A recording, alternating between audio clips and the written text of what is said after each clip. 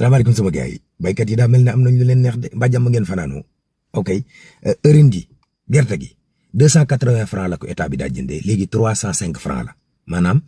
juróom fukk ak juróom benn la woon léegi juróom benn fukk la ak dërëm ci gàttal kilo bu nekk dañ cee dolli juróomi dërëm tonne bu nekk ñu dolli ci juróomi junni état bi nee nañ 500 000 tonnes la ñu bëgg a jënd ren seen programme mooy at yi di ñëw ñu mën a jëndee kilo bu gerte bu nekk téeméeri dërëm te it Ousmane Sonko gërëm na état bi ci li ñu faase bor yi nga xam ne yoral nañ ko ñi nga xam ne ñoo nekk ci mbay mi waaw journal La Tribune daal ne du dëgg récolte bi li mu baaxut moom moo tax ñu koy nëppalee prix boobu ñi merer ba futt mooy santé bi ñoom gerew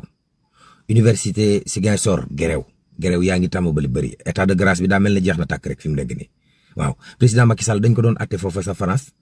pour crime contre l'humanité waaye teeluñ ko dara foofu Juan Branco dañ ko suspendre ca barreau bu France waa député France yi ñoom nee nañ dañuy def ab enquête ca seen assemblée nationale ba ngir xool Caaroy 44 ni mbir yi tëdde woon ak lan moo ci responsabilité France fi mu ne nii walaay Samuel Sarr retour de parquet la am Siteu dañ ko dagg 2 730 000 Modou Lo 2